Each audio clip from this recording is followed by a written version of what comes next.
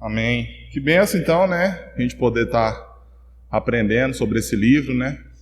Que é um livro muito bom, que na verdade ele traz um despertar, né? Para todos nós, de a maneira que nós estamos ajudando outras pessoas, né? Será que é da maneira certa? Será que é da maneira errada? Será que como que eu vim a minha trajetória toda a vida, achando que eu estava fazendo bem, será que eu não estava fazendo era o mal na vida daquela pessoa? E o livro ele desperta, né? Em cima desses capítulos, desperta toda essa ideia na nossa mente. E aí eu vim falar sobre o capítulo 8, que diz o seguinte: sim em seu quintal. O meu capítulo, diferente dos outros capítulos, ele é um capítulo que vem trazer algumas informações, algumas ações que as igrejas norte-americanas, que esse livro aqui, querendo ou não, se passa lá nos Estados Unidos, que as igrejas norte-americanas, que elas enxergaram, que elas tomaram como ações que achou que ia resolver alguma coisa, que ia resolver algumas dores, né, dos pobres, das pessoas necessitadas. E aí ele vem e entra com esse tema, sim em seu quintal. E aí é interessante que no começo desse capítulo ele já começa trazendo alguns exemplos de algumas pessoas. Mas o que elas tinham em comum é que todas elas eram pessoas relativamente pobres, né, que não tinham uma situação muito boa de vida e que moravam em subúrbios lá nos Estados Unidos. O subúrbio é um lugar mais afastado, geralmente tem pessoas de classe mais baixa, né? E aí ele vem falar que essas pessoas tinham isso em comum. Por quê? E aí por que ele traz essa informação para a gente? Ele vem contar que antigamente as igrejas grandes se localizavam nesses locais, né? As igrejas grandes ficavam ali. E à medida que as pessoas pobres foram chegando às grandes metrópoles, nas grandes cidades, e foram se aglomerando nesses subúrbios, as igrejas grandes elas tiveram uma posição. E aí ele vem e traz que elas fizeram o seguinte: em vez delas agradecerem a Deus, né, falarem que bom que essas pessoas pobres estão chegando aqui à nossa volta, vamos abraçar eles e vamos ser bênção na vida deles. Não. O que as igrejas grandes fizeram?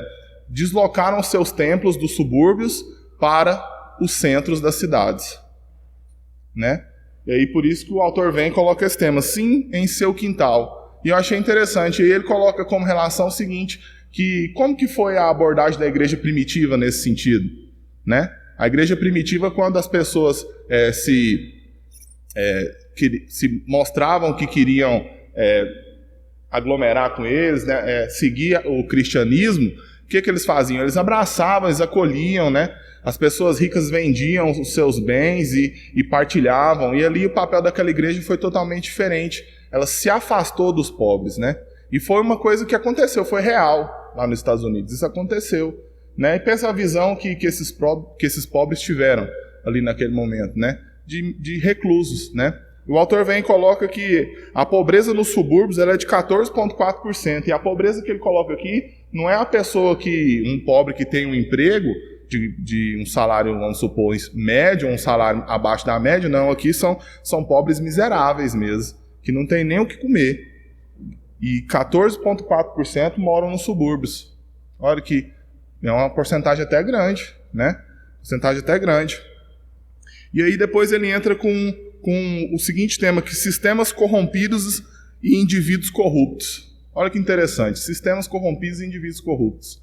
E ele vem tratar que, através da globalização, querendo ou não, através da globalização, o que aconteceu? Meio que quando muitas indústrias, muitas fábricas, as pessoas pobres foram começando a trabalhar nesses lugares, né? Trabalhar nessas indústrias, nesses empregos que, querendo ou não são empregos que não são ruins, mas, querendo ou não, elas não crescem muito, elas não recebem um salário assim, pode dizer assim, que vai dar para ela poder juntar um dinheiro, crescer ou até desenvolver. E ele vem trazer o exemplo de um senhor que trabalhou 19 anos numa indústria e depois ele foi perder o emprego e aí ele ficou desolado, não sabia o que fazer, né? Por que nessa questão? Por que sistemas corruptos? Ele vem e coloca o seguinte exemplo, que lá nos Estados Unidos, uma coisa muito comum que é fácil de se visualizar e que eu não sei se todos sabem, todas as escolas nos Estados Unidos elas são públicas, né? As escolas, o ensino lá é gratuito. Mas o que estava acontecendo lá? Se você visitasse uma escola que era num subúrbio e visitasse uma escola que ficasse num bairro nobre, você poderia ver facilmente a diferença da escola do subúrbio e a escola do bairro nobre. E até em questão financeira tinha diferença. Que o próprio Estado ele dava mais fundos de investimento para as escolas nos bairros nobres do que para as escolas nos bairros pobres. E isso causou um impacto nas crianças, né? Porque, querendo ou não, lá é subdividido por regiões. Então, crianças que moram em subúrbios já iam para as escolas dos subúrbios. E crianças que moram em locais mais melhores iam para as escolas, querendo ou não, melhores. E aí, o que isso aconteceu com o futuro? Que os jovens que foram doutrinados naquelas escolas iam para empregos ruins, ruins entre aspas, né? Mas achavam um emprego, iam para emprego com salários mais baixos, tinham uma vida mais descontrolada, porque as hipotecas eram caras, tudo era caro, passavam mais dificuldade. E os jovens que iam para as escolas de classe mais alta tinham as vidas melhores. E se a gente for trazer para a nossa realidade, não lá nos Estados Unidos, mas aqui no Brasil, querendo ou não, se a gente for parar para pensar mesmo e analisar, aqui o contexto é diferente, porque nós temos as escolas particulares, né, que infelizmente não tem nem como você basear uma escola pública com uma escola particular, mas se a gente for parar para pensar, se a gente for pegar uma escola pública aqui no nosso setor e uma escola pública ali no setor Bueno, a gente vê a diferença na hora, né? Vê a diferença na hora. Então isso também acontece aqui, né? E querendo ou não, o Estado meio que contribui para isso acontecer. E aí o autor vem e coloca que uma das dores da igreja, que a igreja conseguiu ver e entrou, foi nesse sentido, de o quê? Então, já que o Estado não está fazendo o papel dele, que é de educar, né, esses jovens de classe baixa, esses jovens do subúrbio, então a igreja vai entrar e vai trazer formas que vão ajudar esses jovens a se desenvolver, a se capacitar cada vez mais. E aí as igrejas fizeram diversas ações, né? O livro coloca até algumas ONGs e tudo, que dão cursos profissionalizantes, cursos técnicos, cursos até de ensino superior para pessoas pobres, né? Que precisam, porque lá nos Estados Unidos também as faculdades particulares são todas pagas. E para você conseguir uma bolsa é muito difícil, né? Então as igrejas entraram nesse aspecto e ajudaram nesse ponto. Uma das coisas que o autor coloca também é que a gente precisa colocar na nossa cabeça a importância de acumulação de riqueza. Mas não no sentido assim, não, eu preciso ficar rico. Não, no sentido de uma gestão financeira.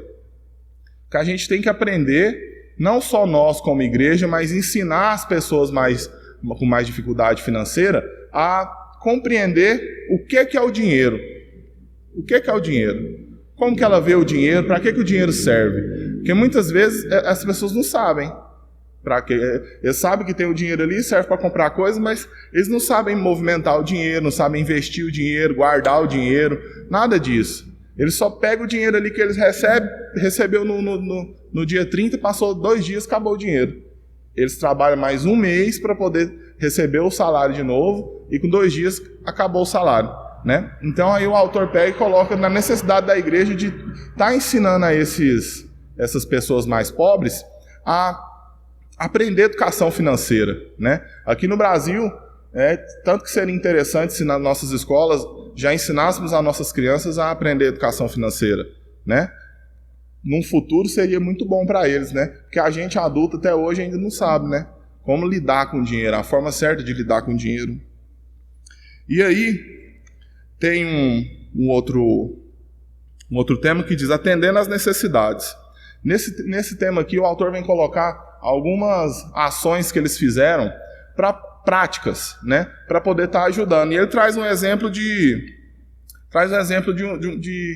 na Uganda, acho que é Uganda mesmo, que os pobres lá e até as pessoas lá, as pessoas mais baixas, eles trabalham muito de confecção de de artesanatos, são mais autônomos, vamos dizer assim, né? Geralmente eles não têm conta em banco nem nada. O que o pessoal fez? Eles criaram um banco que emprestam dinheiro para esses pobres com juros baixos. Por que com juros baixos? Porque lá era muito... Como é que eu vou dizer? Era muito normal os pobres pegarem dinheiros com agiotas emprestado, né? Mas os agiotas cobravam juros muito altos, muito alto. Chega a 500, e o autor coloca 540% ao ano de juros que os agiotas cobravam das pessoas. Então o que acontecia?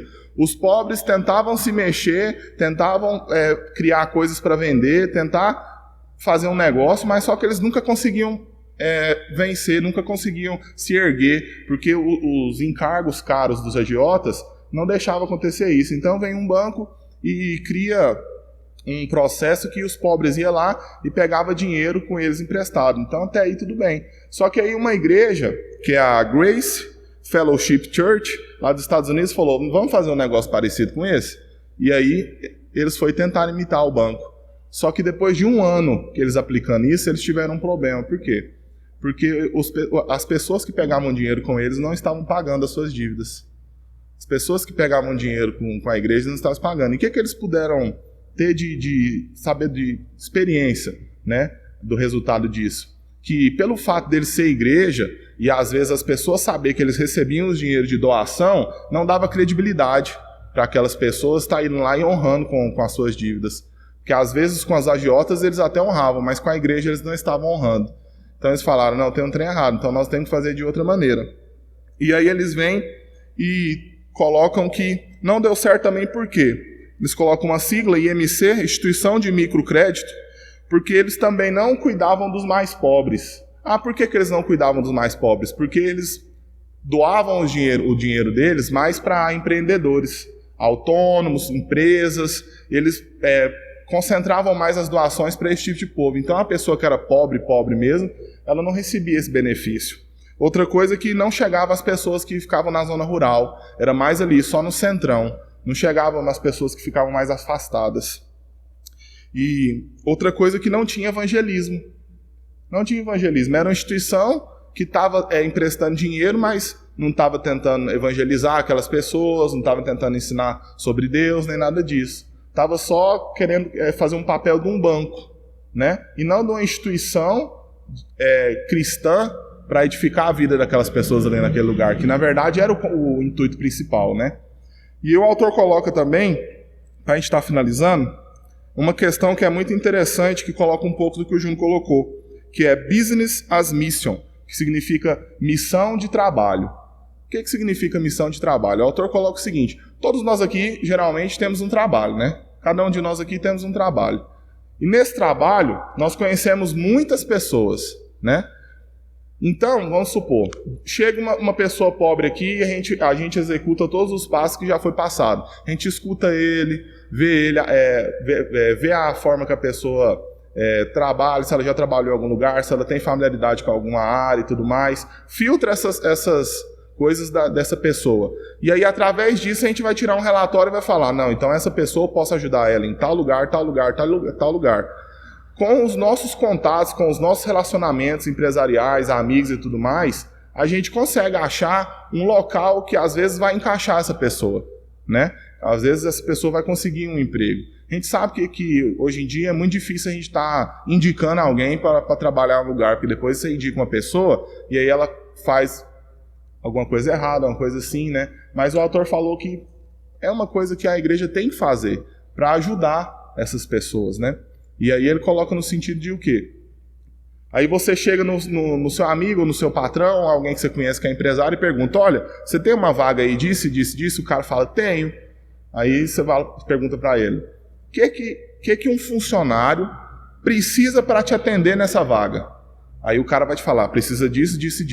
E através do que o empreendedor ou o dono da empresa te falar, você vai procurar capacitar aquela pessoa que você está ajudando para ela poder suprir as vagas daquele empresário, né? É tão interessante a gente pensar nisso, aí às vezes a gente fala, nossa, mas eu não sei dar um curso, eu não sei ensinar isso, eu não sei ensinar aquilo. Beleza, mas com os meios de locomoção de comunicação que a gente tem, vários cursos que a gente conhece de N instituições aí, gratuitos, né? Que a gente pode estar buscando e oferecendo e falando, olha aqui, ó, tem esse curso aqui, ele é gratuito, ele vai te ajudar a fazer isso, você se interessa, né? A gente já vai estar abençoando aquela vida daquela pessoa, né? Então é interessante isso para abrir um pouco a nossa mente nesse sentido, né? Porque às vezes, é igual já foi falado, às vezes a gente acha que ajudar é dar uma cesta básica, às vezes a gente acha que ajudar é dar um dinheiro, levar a pessoa para fazer alguma coisa, mas não, ajudar é muito mais amplo, o leque é enorme. Você pode ajudar uma pessoa em N fatores, às vezes só de você escutar ela e trocar uma ideia com ela, ou até orar por ela, você já está ajudando ela, de uma forma grandiosa, né? E aí é isso que o livro tenta tratar e trazer para a gente. No sentido, ele traz muitos aspectos, muitas coisas que eles fizeram lá, que, querendo ou não, são grandes coisas, são coisas que, para a gente estar fazendo, é uma coisa que talvez a denominação todinha teria que abraçar para poder conseguir custear o que eles fizeram lá. Mas eu acho que através das pequenas coisas que a gente consegue o grande, né, com o tempo. E eu acho que cada um de nós aqui tem capacidade de estar fazendo isso, né? Então é isso. Amém?